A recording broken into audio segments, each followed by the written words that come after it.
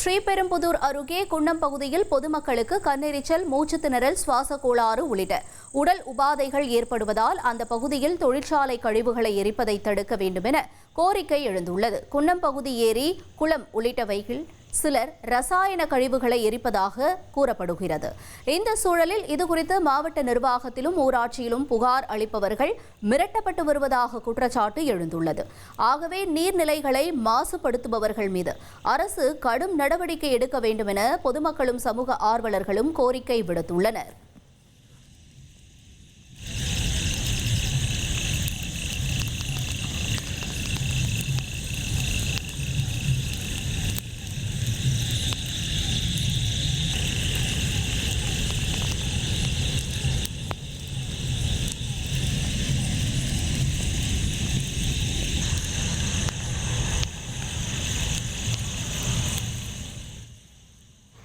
நெல்லை மாவட்டம் அம்பை சுற்றுவட்டார பகுதிகளில் கனமழை பெய்தது.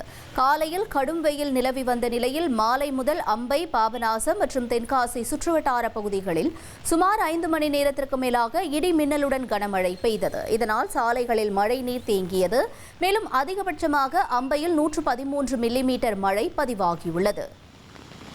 1,24,00,000 மனங்களை வென்ற தந்தி டிவி யூடியூப் சேனல். தவிர்க்க முடியாத தம்ப்நெயில்ஸ், கலக்கலான கான்டென்ட்ஸ். நீங்களும் இந்த குடும்பத்தில் இணைய இப்பவே சப்ஸ்கிரைப் பண்ணுங்க. அசுரபலம் கொண்ட எங்கள் டிஜிட்டல் கரங்களில் உங்கள் விளம்பரங்களை சேர்க்க வாட்ஸ்அப் பண்ணுங்க.